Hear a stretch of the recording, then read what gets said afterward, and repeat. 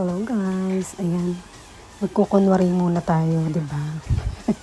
Kunwari lang. Kasi hindi makalabas ng bahay, sobrang init. Napakainit sa labas, grabe. Kaya yan, hiniram ko muna yung treadmill ng anak ko. Kasi hindi niya ginagamit. Ayan, ako muna gagamit. Mga 10-15, kung kaya ng 30 minutes gagawin ko. Ayan. Para kunwari, di ba? Pagpawisan lang ng very light para may magawa dito sa bahay. Walang ginawa kasi kundi lumapang ng lumapang. Di ba? Dali-dali lang magpatambok. Tambok. Tambok talaga. Alam nyo na yung, di ba? Magpa-shubay. O kaya lang pag andyan na, ayan na, mabigat na yung katawan. Ang hirap-hirap na siyang maging balik-alindog. Di ba? Naloloka ako. Panay ang lapang kasi, walang ginawa, kundi lumapang. Syempre, wala nga tayong work, di ba? Nasa bahay lang.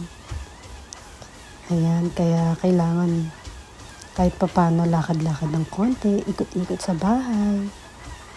Ikot-ikot, pagkatapos magluluto mamaya pagkatapos. Di ba? Naloka. Kasi kumain ako ng bihon kagabi. O ayan, sige na.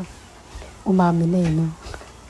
Kumain ako ng bihon kagabi. Ang dami kong kinain. Ayan. Kaya kailangan papawis ng very light. Ang hirap talaga magano, no? Magpigil ng kain. Sobra. Ang sarap-sarap kumain kasi. Kaya ayan. Tiis ganda talaga pag gusto mong magbalik alindog, ano? Ang hirap-hirap magbalik alindog. My goodness. Naloka ako. Ayan siya. Kaloka, no? Ang dali-dali lang Kailangan mga 30 minutes. magpabigat. Tapos, kung gusto mo ng umimpis, ang hirap. Ang tagal-tagal ng process. Diba? Maloloka ka sa tiis ganda talaga.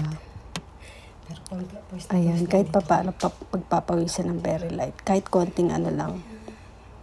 Yung anak ko kasi ayaw niya gamitin. Ewan ko ba dyan sa batang. Kailangan mag 30 minutes ako. Ayaw niyang maglakad-lakad. Sabi ko kahit mga 10 to 15 minutes lang sana.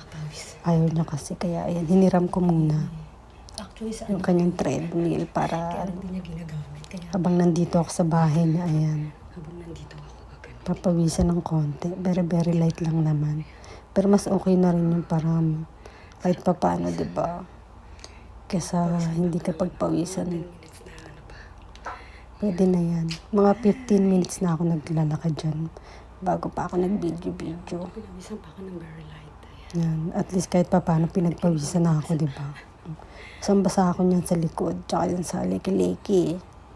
O yan, yung dibdib ko sobrang pawis na yan. Saan talaga pag nakapawis? Kaya, buti na lang pinagpawisan. Kahit papaano, diba? Pati sa likod. Nawala yung konting